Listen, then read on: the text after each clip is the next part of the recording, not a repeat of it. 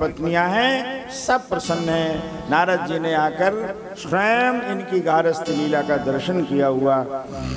आप भगवान की परम पावनी कथाएं कहते कहते सुखदेव जी ने परीक्षित से पूछा, राजन अब क्या तुम सुनना चाहते हो?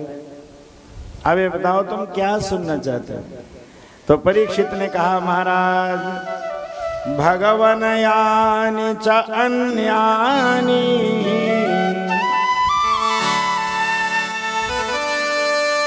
जो आपने अभी तक भगवान के चरित्र सुनाए उनको मैंने सुना। अब केवल मेरी इच्छा है भगवान कृष्ण के चरित्रों के अलावा कुछ भी सुनना नहीं चाहता। भगवान कृष्ण के ही चरित्र सुना। अब कृष्ण के चरित्र जो थे वो पूर्ण हो गए, अब क्या सुनाए? ये संकट महाराज सुखदेव जी के सामने आया।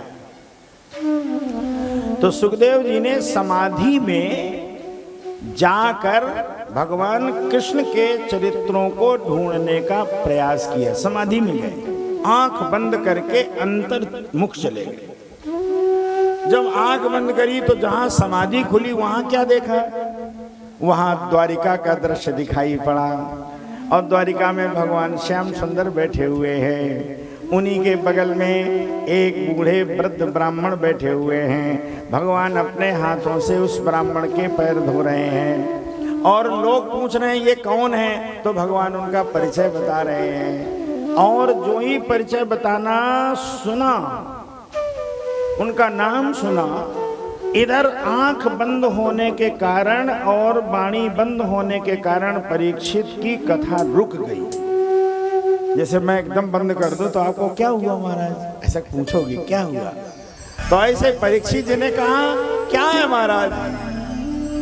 जो ही ये कहा क्या है महाराज, अब ये तो परीक्षित का प्रश्न, लेकिन उत्तर में क्या? उत्तर में अचानक सुखदेव जी के मुख से निकल पड़ा कि कृष्ण स्यासीत सखा कश्चित, कोई कृष्ण का सखा था। कश्चित कृष्ण से सखा आसीत, कोई कृष्ण का सखा था। अब आप तमाम प्रश्न आते हैं, सुदामा के पिता का नाम बताओ, सुदामा के नाना का नाम बताओ। ये सुदामा चरित्र निकला कहाँ से? पहले समझो, ये समाधि से निकला। समाधि से सुदामा चरित्र की उत्पत्ति हुई है। ये समाधि में गए हैं सुखदेव जी, तब पता चला कि सुदामा चरित्र कहाँ है।